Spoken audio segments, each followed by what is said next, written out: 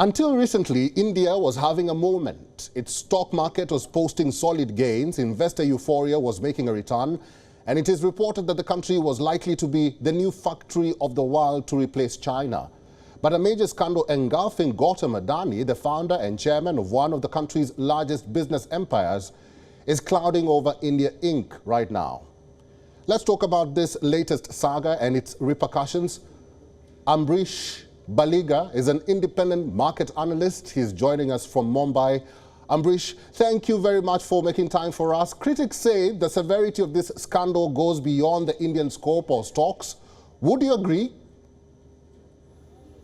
Not really, because see, it has affected the Indian stock markets. But at the same time, I would say that it has affected Adani stocks or the Adani group the most.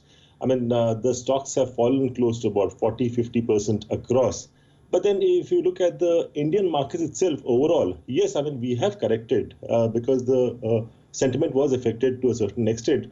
But then the other stocks, the other large conglomerates haven't really cracked like this. So this is not across. Yes, I mean, it had some effect, but I don't think in the longer run it will have too much of an effect on the Indian stock markets. Because clearly there is a distinction between this group where there have been certain allegations vis-a-vis the other conglomerates where I think the corporate governance is very, very high.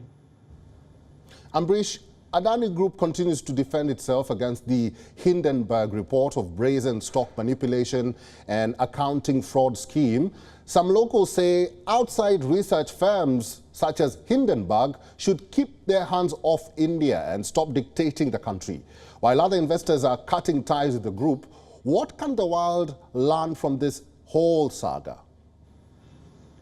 No, I mean, see, one thing is that, I mean, if there are questions being raised by analysts, because you can't stop anyone from raising questions of a publicly listed company or the group. I mean, everyone has a right to question, no doubt.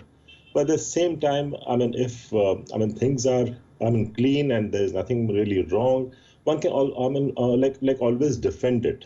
So here is the question as to how they are able to defend that report. I mean, I'm talking of the Adani Group, because whatever said and done, like I said, sentiment has been affected, confidence has been affected to a very large extent. So I think it will be an uphill task, no doubt, because the damage has been huge. But again, this is also up to the regulators as to how I mean they are able to investigate and come to a conclusion. So all this is going to take a decent amount of time. It's not going to happen overnight. I mean, like the way the markets cracked or the stocks cracked overnight, I think the repair is going to take a while.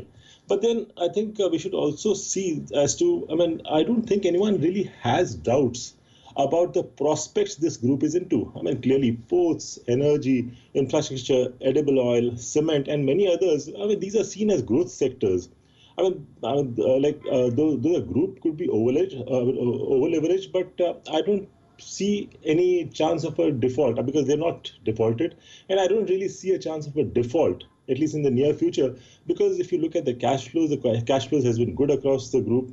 Yes, it was over-leveraged, but then and at the same time, I mean, you look at the sort of collaborators they have. I mean, they have some of the world leaders as their partners in some of the companies like Total and Wilmar. So, I mean, I don't think there's any big question mark as to the prospects. It's only a question of, I mean, how they are able to respond, to that report and come out of it. At the same time, how do they manage to reduce their leverage? Because, like I said, I think that's going to be a bit tough. And whatever plans they had, I think that will get pushed at least by 18 or 24 months or maybe more, right, because raising funds for them is going to be a bit difficult, at least in the near future. Ambareesh, there's another threat. Like I mentioned in the beginning, China is reopening its borders and is looking to bolster its economy after 3 years of pandemic-induced isolation. There are fears that the Hang Seng and the Shanghai Composite may take advantage of this scandal and could benefit from Adani's troubles. Do you agree with that view? No, I really don't agree with that, at least in the medium to longer term. Short term, yes, I think, I mean, anyone who was waiting to take advantage of this will surely take advantage. But then, like I said, there is no threat to the business they are in. And the companies have been doing extremely well. I think the only issue, was that overvaluation. I think they were extremely overvalued. I think that was the only issue, and the sort of leverage which they had, because of which, like I said, expansion, the huge expansion plans which they had, and they were also growing inorganically. I think all that will come to a halt, at least for the time being.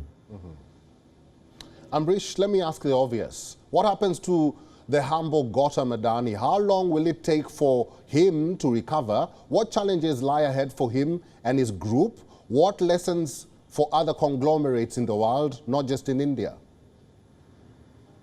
Mr. Adani, this is not the first time he is facing issues like this. Like now it's become a big news because of the size the group has achieved. They've been around for the last 3 decades, so they've had issues in the past. They have bounced back decently well. And I think even this time they should be able to bounce back. But the question is how long? Like I said, possibly 2 years or maybe more. It could take them to come back on track as far as the investor confidence is concerned or the trust is concerned. The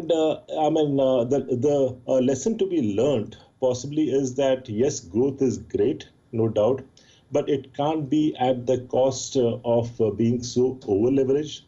And at the same time, I don't think, high valuations can really last too long, because that's like an apple cart, and anyone can possibly come and rock that, like what this Hindenburg report had done. Should investors who put their money in such big conglomerates be worried or be cautious? What are some of the tips you have, especially for those who invest in stock markets? No, like I said, I think clearly it's the valuation. I mean, you can't be valued at 4x or 5x of your nearest competitor, because most of these other sectors, other companies, if they're quoting at XP, the Adani Group stocks were quoting at 4 or 5x that PE, the industry PE. So which I think is quite difficult to sustain. Unless the performance really catches up. But then, like I said, it's quite difficult for the performance to catch up so soon. Ambareesh, finally, what are the geopolitical implications of this scandal, given the United States quoting India as a counterweight to China, as part of a grouping called the Quad that also includes Japan and Australia? Some say it is unclear how the conflict will be resolved, but one thing is very certain. They say it is going to be very complicated. What do you say?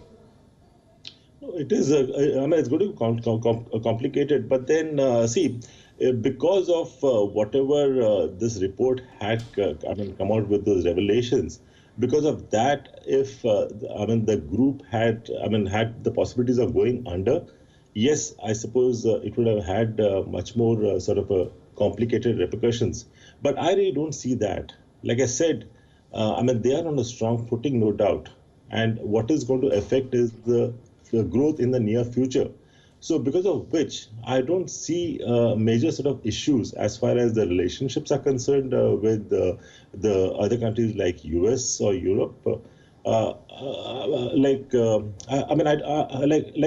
don't see this issue continuing for too long from a country's point of view. Ambareesh Baliga, independent market analyst, thank you for your insights and for talking to WION today. Thank you. WION is now available in your country. Download the app now and get all the news on the move.